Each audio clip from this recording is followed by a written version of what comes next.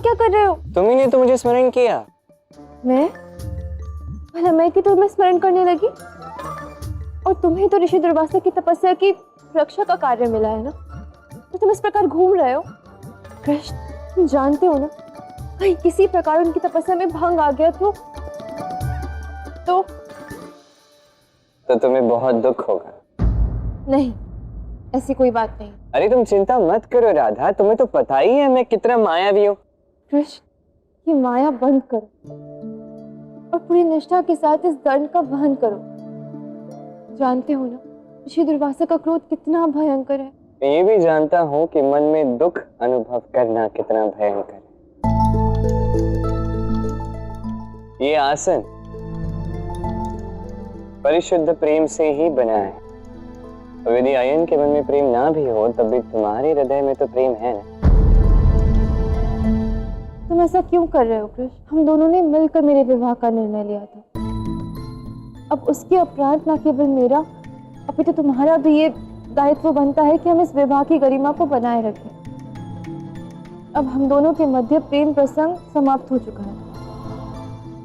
अब तुम्हें ऐसी बातें नहीं करनी चाहिए। तुम मेरी बातों को समझने में भूल कर रही हो राधा। हम तुम्हारे इस विवाह की गरिमा अवश्य बना के रखेंगे और निस्संदेह हम अपने दायित्व से पीछे नहीं हटेंगे। मैं बस तुम्हें स्वीकृति लाने के लिए कह रहा हूँ, सत्य को स्वीकार करने के लिए कह रहा हूँ। चलो सरल भाषा में समझाता हूँ। अब मनुष्य भले ही सत्य से कितना भी भागने का प्रयास करे, सत्य नहीं बदलता। ये मनुष्य है, ये उसका हृदय है, और ये प्रेम जो है उसके हृदय में बसता है। राधा के मन में अभी भी कृष्ण है ना? क्या हुआ? क्रोध आ रहा है? आना ही चाहिए, आना ही चाहिए क्रोध।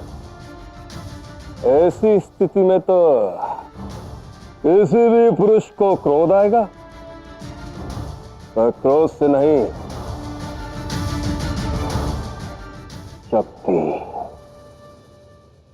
शक्ति से कार्य लेना होगा तुम्हें।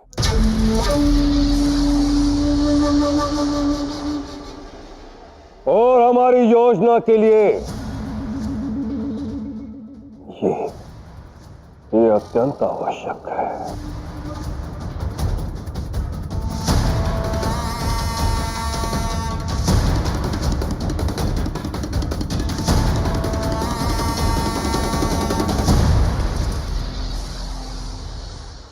ये भेंट राधा के लिए है। जाओ, दे दो उसे।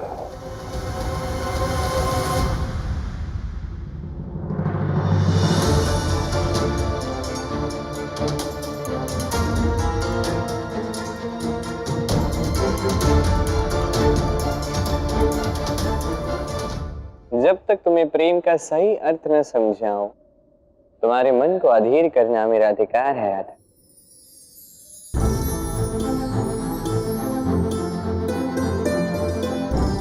और इस बांसुरी की ध्वनि केवल तुम्हें ही सुनाई देगी राधा।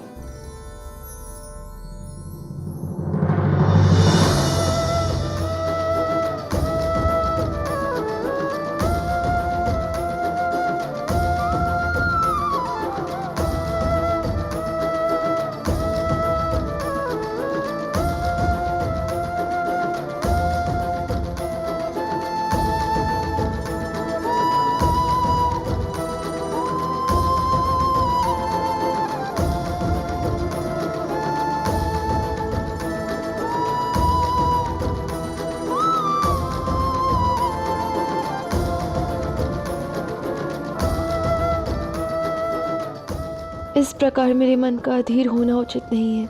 मुझे किसी भी प्रकार अपने मन पर नियंत्रण साधना होगा, किसी भी तरह इस नाम को मिटाना होगा।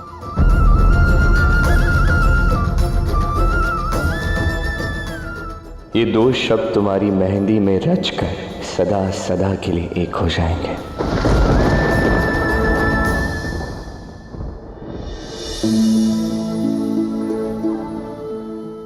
ये दुख केवल कुछ ही क्षणों के लिए होते हैं राधा,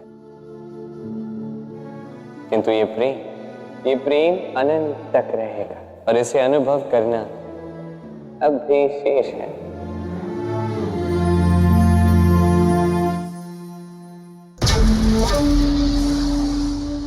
अक्रूर। जी महाराज। अक्रूर, क्या दुर्वासा की तपस्या भंग करने का प्रबंध हो चुका है? महाराज, कर्कशासुर आपकी सेवा के लिए सज्ज है।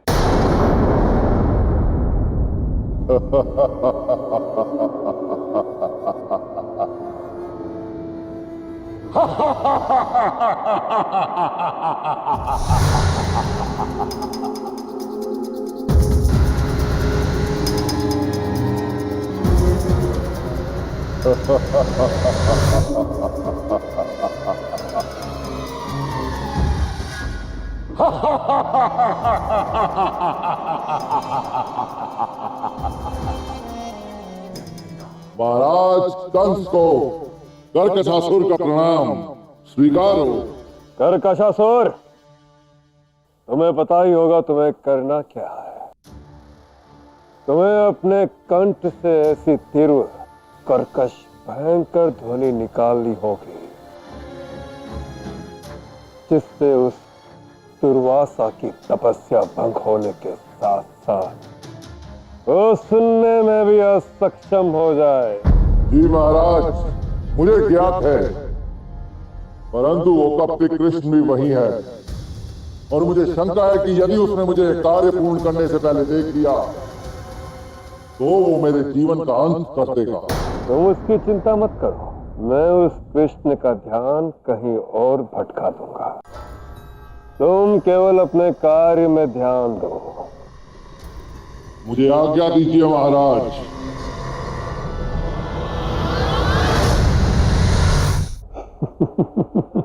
किंतु महाराज, हम कृष्ण का ध्यान कैसे भंग करेंगे? उस कृष्ण के विरुद्ध हमारा सबसे बड़ा शस्त्र है राधा।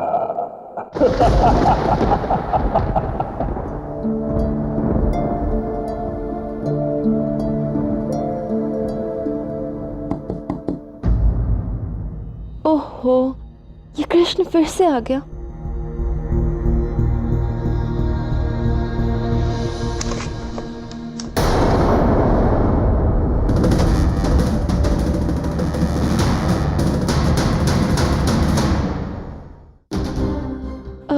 अयन, तुम यहाँ? हाँ, मैं यहाँ भाई अपनी ही पत्नी के कक्ष में आया हूं। इसमें इतना अचंभित होने वाली क्या बात है? देखो अयन, तुम्हें इस समय यहाँ पर नहीं होना चाहिए था। भूल गए यहाँ के नियम। मैंने तुम्हें वो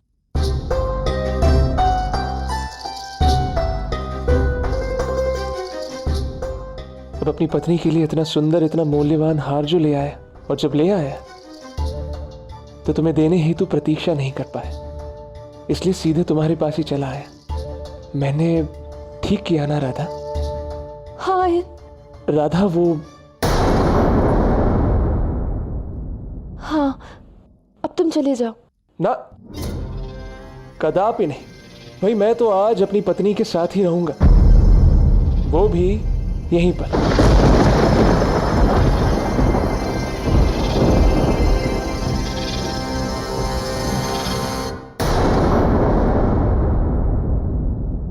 देखो अयन, मैं इस विषय में अपने विचार तुम्हें पहले ही बता चुकी हूँ, इसलिए उचित यही होगा कि तुम यहाँ से चले जाओ। तुम्हारे विचार? हाँ राधा,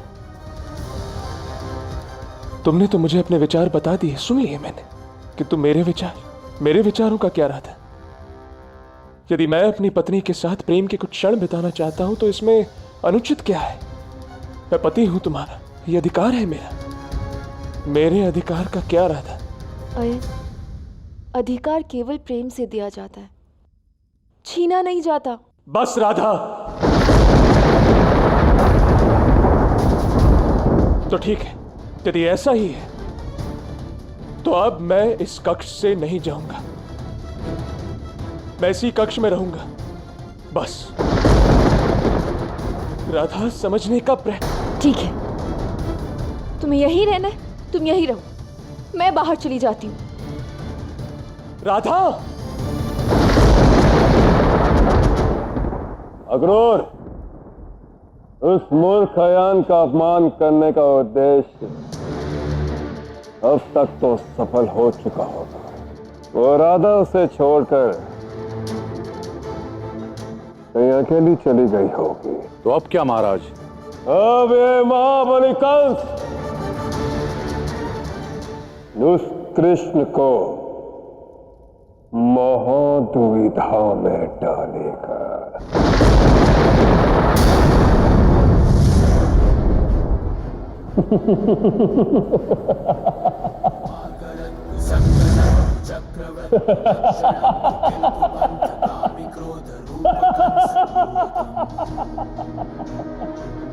एक और मेरा महान प्रतास्त्र उस राधा का अंत करने जाएगा, और दूसरी ओर कर्कशासुर दुर्वासा की तपस्या भंग करके उसे श्रापित करवाएगा। कृष्ण कोई भी विकल्प चुने, हानि उसकी सुनिश्चित है।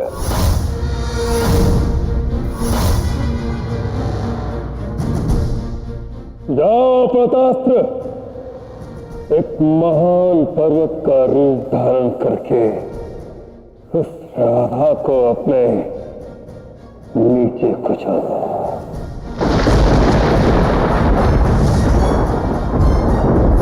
जाओ।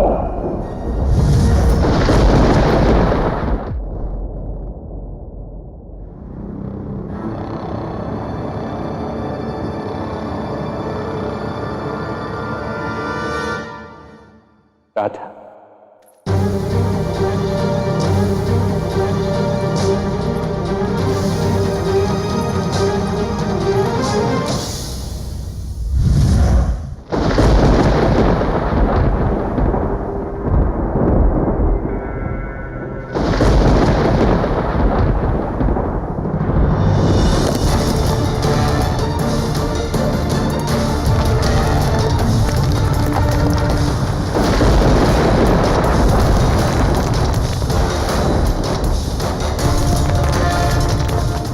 भयानक दृश्य, पर्वत कैसे उड़ के आ रहा है?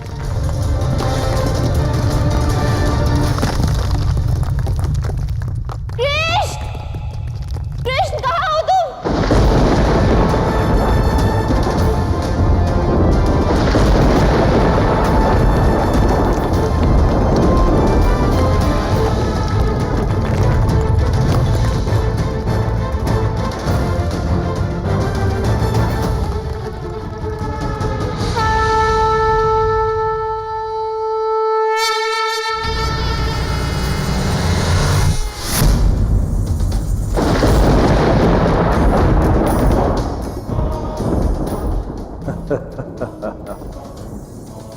फंस गए ना कृष्ण।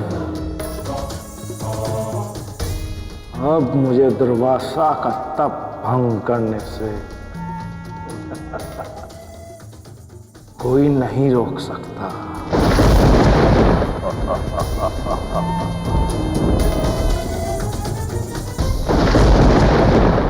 ऋषि दुर्वासा का श्राप सह सकता हूं, किंतु मेरी राधा पर कोई संकट नहीं आने दे सकता।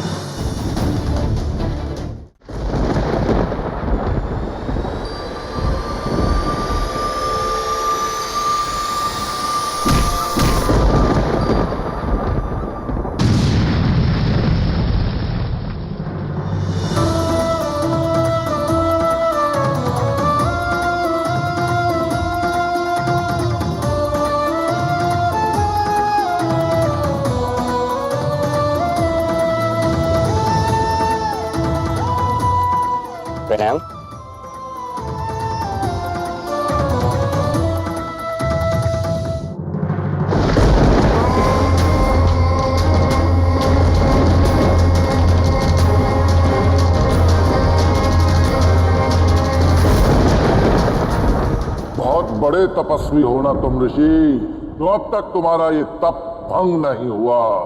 परंतु अब मैं करूंगा तुम्हारा ये तप भंग। अब तुम्हारे कानों के समीप आकर ऐसी विचित्र ध्वनि निकालूंगा, तुम्हारे कान के पर्दे तक फट जाएंगे। ये सब क्या था कृष्ण? क्या पता क्या था, कदाचित कोई ज्वालामुखी फटी होगी, उसमें से कोई बड़ा सा पत्थर आके आया होगा यहाँ पे, होता रहता है। तो अब सब ठीक है, तुम चिंता मत करो। किंतु तुम यहाँ क्या कर रहे हो? स्वर्ण है, मैंने कहा था यदि तुम मुझे पुकारोगी तो मैं अवश्य आऊंगा। तुमने मुझे पुकारा, मैं आ गया। कृष्ण कहाँ हो तुम? तुम्हें यहाँ नहीं आना चाहिए था कृष्ण। कहीं ऋषि दुर्वासा की तपस्या भंग हो गई तो? राधा के लिए कोई श्राप सहना, किसी श्राप को जीना, उसका एक अलग ही आनंद है।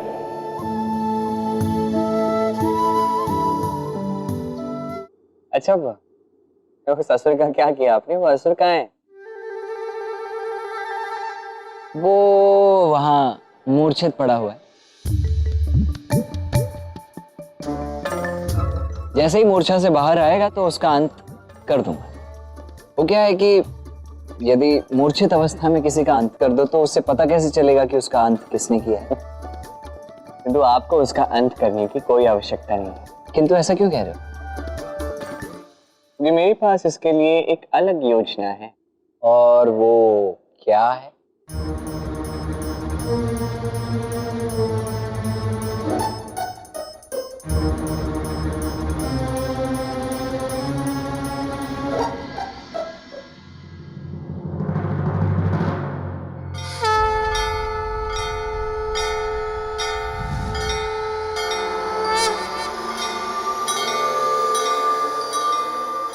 अब ये क्या कर रहे हो का ना?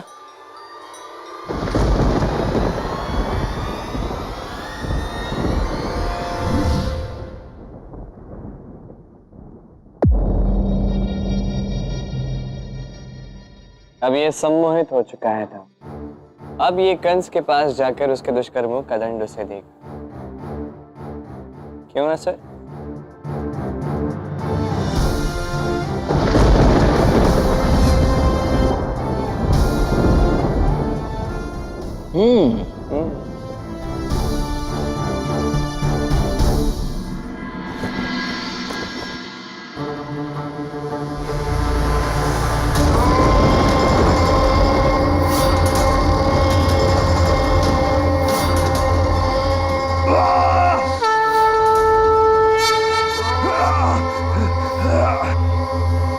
कर्कशासुर, बुद्धि भ्रष्ट हो गई तुम्हारी।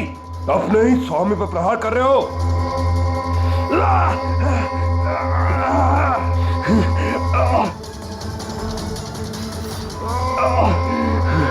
कर्कशासुर, रुक जाओ, रुक जाओ।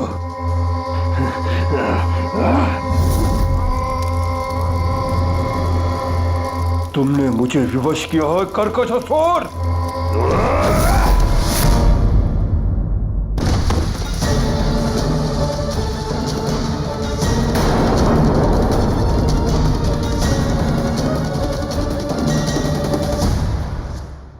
हुआ क्या महाराज? उसने मेरे ही असुर को सम्मोहित करके महाबली कंस पर आक्रमण करने भेज दिया। अर्थात हमारी योजना फिर से विफल होगी महाराज। अब मुझे नई योजना सोचनी होगी। किसी भी प्रकार मुझे उस कृष्ण को ऋषि दुर्वासा के श्राप से भस्म कराना होगा। और मैं महाबली कंस ये अवश्य करूंगा, अवश्य करूंगा मैं।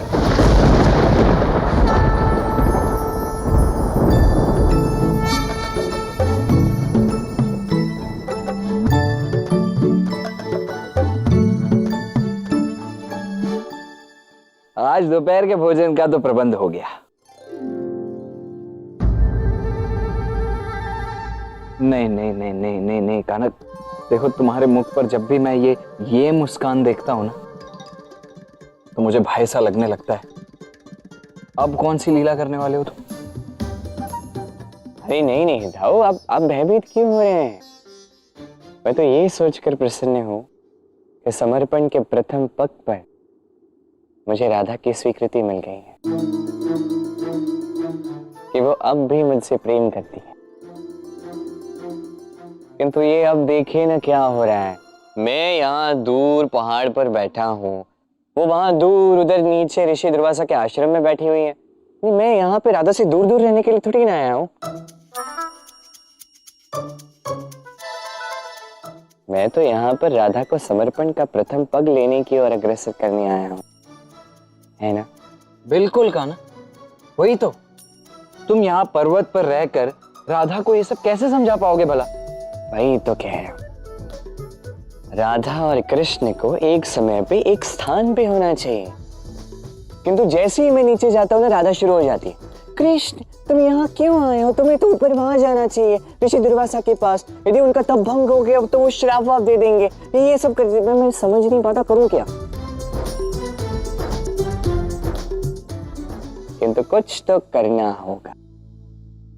राधा और कृष्ण को एक साथ आना ही होगा, एक स्थान पर आना ही होगा, अन्यथा प्रेम सिखाने का यह कार्य पूर्ण कैसे होगा?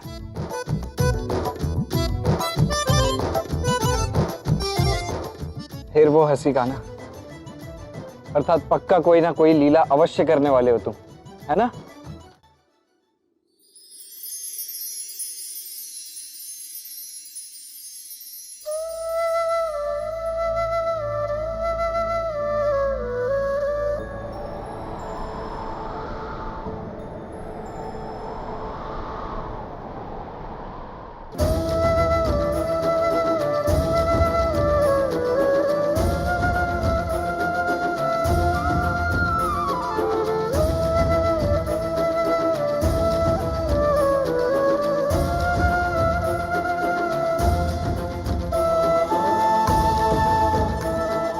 राधा,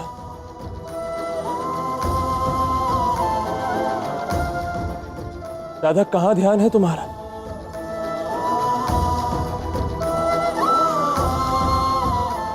राधा,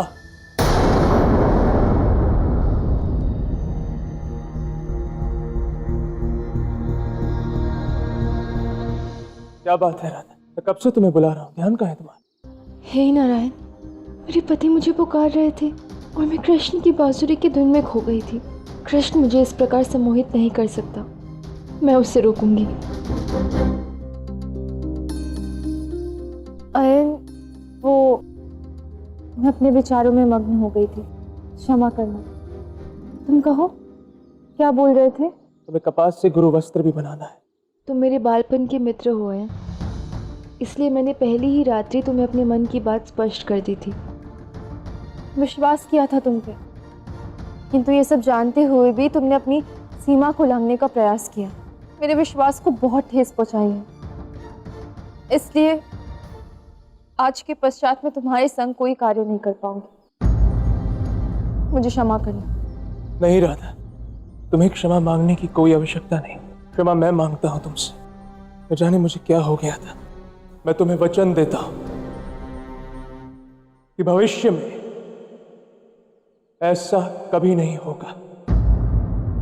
मैं जानता हूं मैं तुम्हारा विश्वास खो चुका हूं राधा, किंतु मैं उसे पुनः अर्जित कर लूंगा। मुझे आवश्यकता है तो केवल एक और अवसर की। तो बोलो राधा, क्या तुम मुझे वो अवसर दोगे?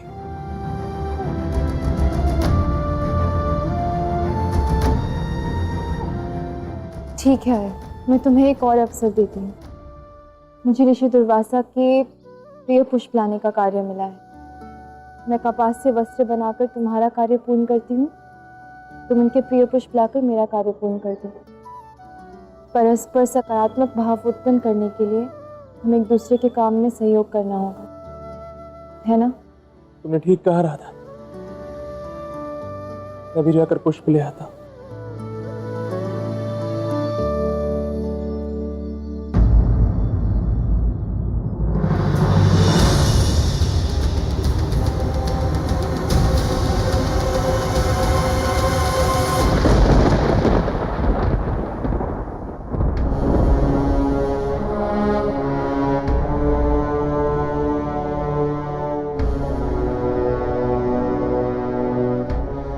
तो देखो तो काना, कौन चला रहा है वहां से?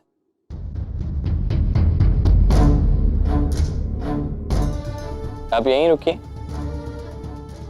मैं देख के आता हूं।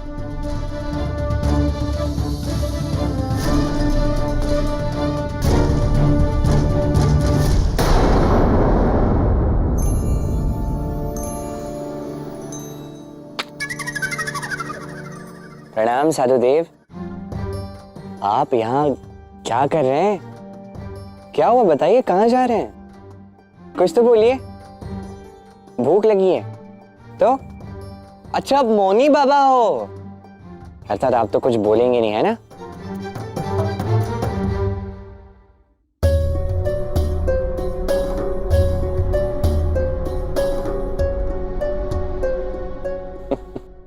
अच्छा आप इस ओर आए हैं, इसका अर्थ तो ये हुआ कि आप यहाँ ऋषि दुर्वासा को ढूंढने आए हैं। सही कहा ना मैंने?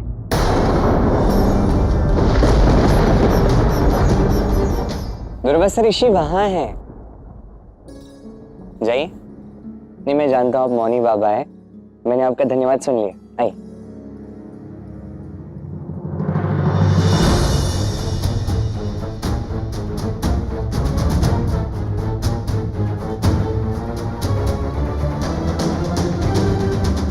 किंतु आप उन्हें देख नहीं पाएंगे महाशय।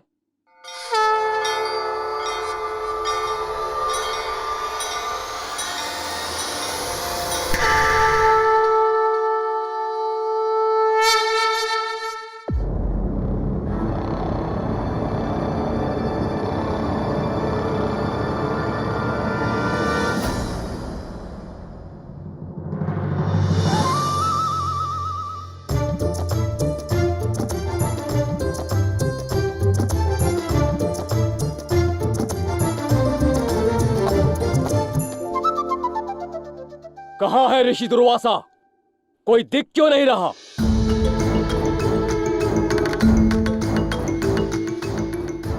कान्हा, साधु महाराज कुछ विचित्र से प्रतीत नहीं हो रहे? ये ठीक तो हैं, सामने ही हूं, किंतु ये ऐसे व्यवहार कर रहे हैं जैसे इन्हें कुछ दिखाई और सुनाई नहीं दे रहा है। ना वो आपको, ना मुझे, ना ऋषि दुर्वासा को ना देख सकते हैं ना सुन सकते हैं। मैंने माया रची है। किंतु क्यों कान्हा? तुमने मुझे मूर्ख बनाया है कृष्ण।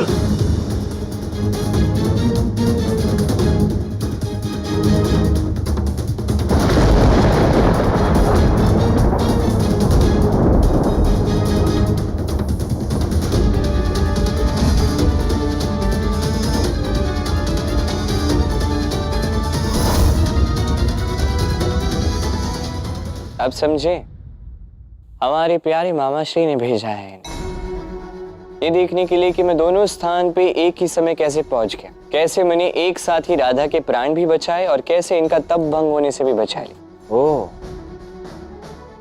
तो मामा श्री को अब तक ये ज्ञात नहीं है कि मैं भी यही हूं।